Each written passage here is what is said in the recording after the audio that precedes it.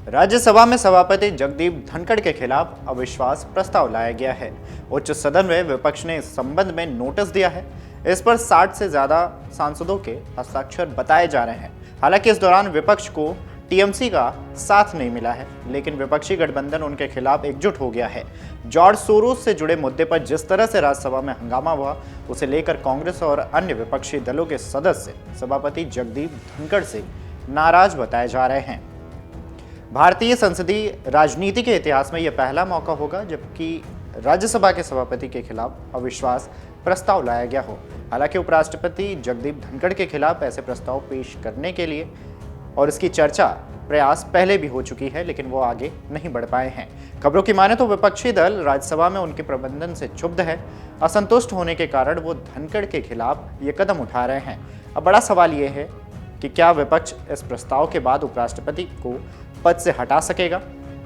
तो बेशक कांग्रेस और अन्य दल अविश्वास प्रस्ताव लेकर आए हों, लेकिन उन्हें पद से हटाना इतना आसान नहीं होगा।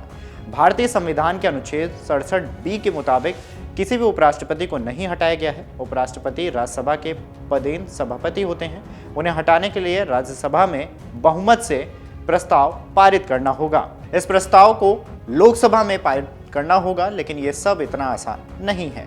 लोकसभा में एनडीए के 293 और इंडिया के 236 सदस्य हैं। बहुमत 272 पर है। इंडिया गठबंधन अपने 14 दूसरे सदस्यों को भी लाए, तब भी इस प्रस्ताव को पास कराना मुश्किल है।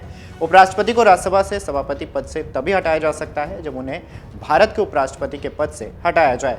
भारतीय संविधान के अनुच्छेद 67 में उपराष्ट्रपति की नियुक्ति और उनके पद से हटाने से जुड़े नियम विस्तार से बताए गए हैं। इसके तहत उपराष्ट्रपति को राज्यसभा के सभी तत्कालीन सदस्यों के बहुमत से पारित और लोकसभा की ओर से भी सहमत एक प्रस्ताव के माध्यम से उनके पद से हटाया जा सकता है। हालांकि प्रस्ताव पेश करने के बारे में 14 दिन पहले नोटिस भी देनी होती है। संविधान के अनुच्छेद 67B में कहा गया है कि उपराष्ट्रपति को राज्यसभा के एक प्रस्ताव जो सभी सदस्यों के बहुमत से पारित किया गया हो और लोकसभा की सहमति से दिया गया हो के जरिए ही उसके पद से उन्हें हटाया जा सकता है। लेकिन ऐसा कोई भी प्रस्ताव तब तक पेश नहीं किया जाएगा जब तक कि कम से कम 14 दिनों का नोटिस नहीं दिया गया हो।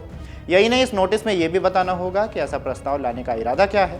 भारत के उपराष्ट्रपति को कभी भी सफल अविश्वास प्रस्ताव का सामना नहीं करना पड़ा है, जबकि 1963 के बाद भारत के कई प्रधानमंत्रियों के खिलाफ जरूर कुल 31 प्रस्ताव पेश किए गए हैं। अब यहाँ मामला उपराष्ट्रपति जगदीप धनखड़ से जुड़ा हुआ है। उनके खिलाफ प्रस्ताव लाने के पीछे विपक्ष का सबसे बड़ा तर्क है कि वह राज्यसभा में पक्षपातपूर्ण रवैया अपना रहे हैं। ऐसे आरोप उनके खिलाफ पिछले कई समय से लगातार लग रहे हैं। जॉर्ज सोरस से जुड़े मुद्दे पर उनकी भूमिका से समूचा विपक्ष बुरी तरह से नाराज है। इसने उन्हें फिर एकजुट कर दिया है। इस साल अगस्त में भी विपक्ष उनके खिलाफ अविश्वास प्रस्ताव की तैयारी कर चुका था।